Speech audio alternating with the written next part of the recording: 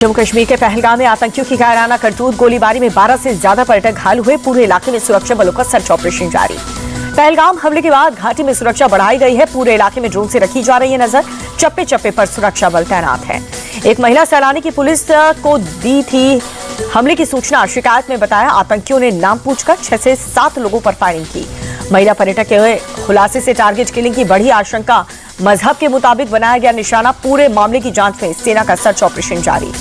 पहलगाम हमले पर बीजेपी नेता रविंद्र रैना बोले, पाकिस्तानी आतंकियों ने नापाक साजिश को अंजाम दिया। सेना उन्हें पाताल से भी ढूंढ निकालेगी। पहलगाम में हुए हमले पर महबूबा मुफ्ती ने दुख जताया। कहा कि सुरक्षा में हुई चूक के लिए उचित जांच जरूरी है। घाटी के हालात पर गुमराह कर रही है केंद्र सरकार। जम्मू कश्मीर कांग्रेस अध्यक्ष तारिक हमीद खारा का बयान। पहलगाम से विधायक अल्ताफ अहमद वानी ने भी हमले की निंदा की। कहा कि निर्दोष पर्यटकों को निशाना बनाना आतंकियों की कायराना हरकत।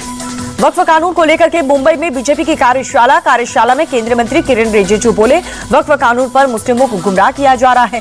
कानून को लेकर के झूठ फैलाया जा रहा है। केंद्रीय मंत्री किरेन रिजिजू बोले, वक्फ कानून से किसी की भी प्रॉपर्टी नहीं छीनी जाएगी।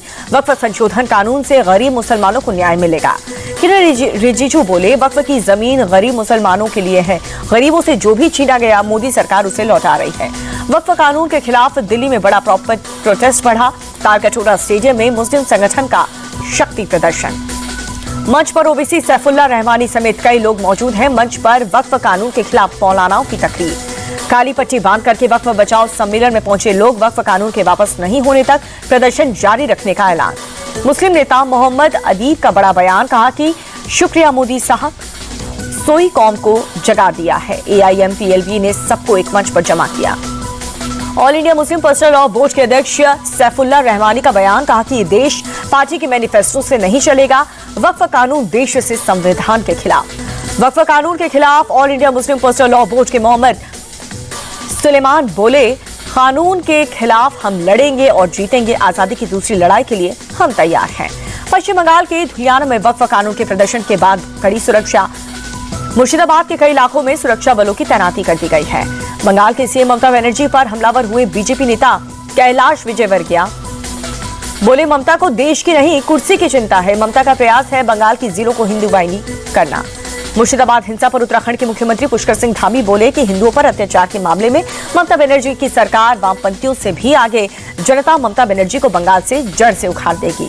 बंगाल में राष्ट्रपति शासन की मांग पर पूर्णिया से निर्दलीय सांसद पप्पू यादव बोले, इस जंग में बीजेपी बंगाल में जीत नहीं पाएगी, इसलिए अब पिछले दरवाजे से बंगाल में राज करना चाहती है। सऊदी अरब ने हवा में पीएम मोदी का किया स्पेशल वेलकम। सऊदी अरब ने एयरफोर्स ने पीएम मोदी के विमान को स्पेशल सुरक्षा दी। पीएम मोदी के सऊदी अरब दौरे पर अरब न्यूज का कवरेज। लिखा कि भारत के सबसे मूल्यवान साझेदारों में से एक है सऊदी अरब।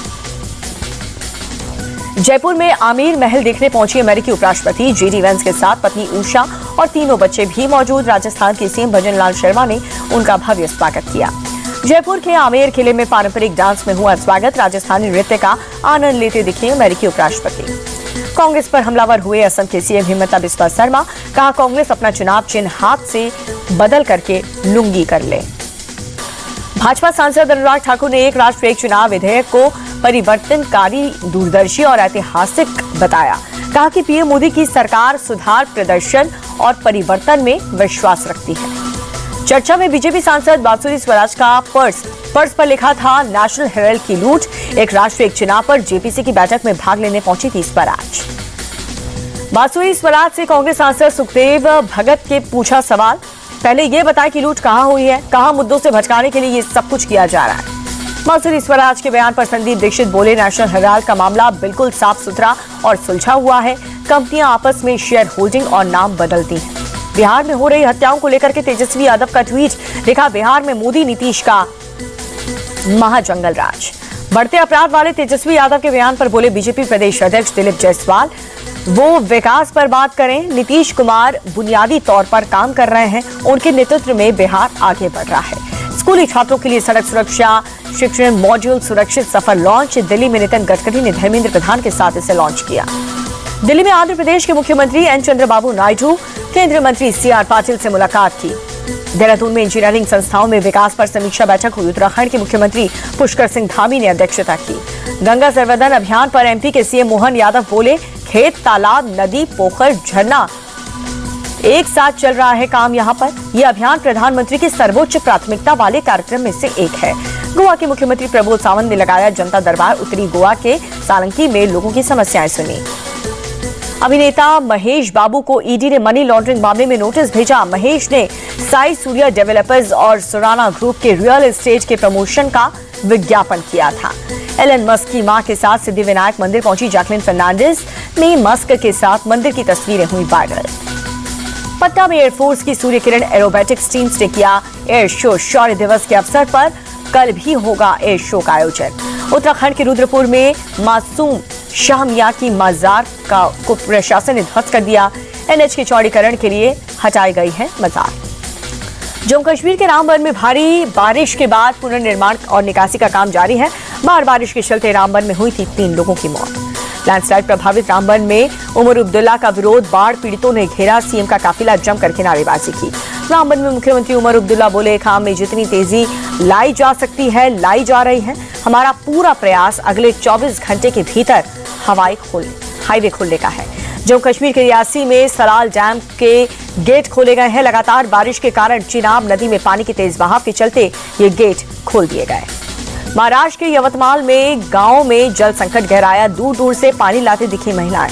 नासिक के टोंडवाल गांव में भीषण जल संकट, जलस्तर गिरने से कुएं में भी सूखने की स्थिति में पानी के लिए मचा हाहाकार। महाराष्ट्र में पानी की कमी से जूझ रहे 16 जिलों में सरकार ने की टैंकर्स की व्यवस्था।